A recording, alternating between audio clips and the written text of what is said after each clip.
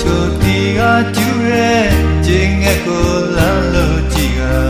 ပန်းမလေးကပြောလိုက်တယ်လောကရဲ့လာပါဟာတို့ပွင့်မပြေစုံနာရဲ့ပန်းချစ်သူပြပြုံးနေတော့ပါရဲ့စင်းလေးရှိရဲ့